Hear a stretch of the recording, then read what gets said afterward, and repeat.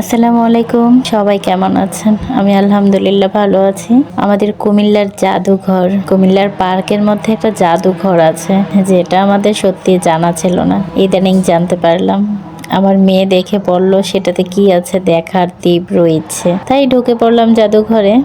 ছোট্টখাট্ট একটা ঘর, আমাদের ডাইনিং স্পেসটার মতোই। তো এখানে দেখলাম কিছু আছে, পুরনো আছে, আবার অনেক কিছু হয়তো নিজেরাই তারা বানিয়ে নিয়েছে শুধু জাদুঘরটাকে সাজানোর জন্য। এখানে একটা কঙ্কাল দেখেছি, এই মাথার খুলিটা আমার আসল মনে হলো না, জানি না কেন মনে হলো না, কিন্তু একটা কঙ্কাল দেখেছিলাম, সেটাকেও আমার আসল মনে হয় নাই, পুরো সম্পূর্ণ প্লাস্টিকের সেটা। তারপর এখানে পুরনো দেখাচ্ছে কিছু টেলিফোন, তারপর আছে তালা, চাবি, অনেক কিছুই আছে।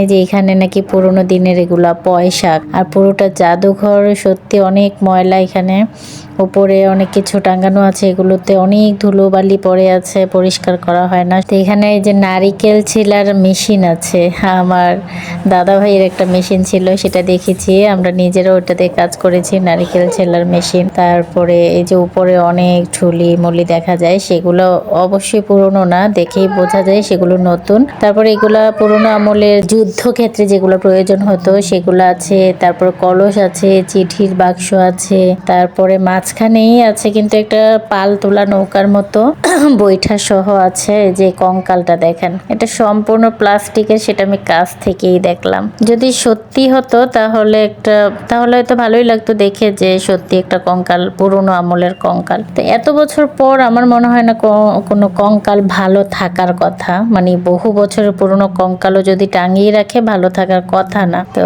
এখানে যে ঢেকি আছে, তারপর আবার যে কি বলে কাহিল চিয়া যেটা বলে, এগুলো আছে। পুরনো পাখা, হিন্দুরা যে বাজায় বড় ঘন্টাগুলো, তারপর আছে টিভি, পুরনো আছে দাড়ি পাল্লা, বড় একটা দাড়ি আছে, টাঙ্গানো আছে উপরে।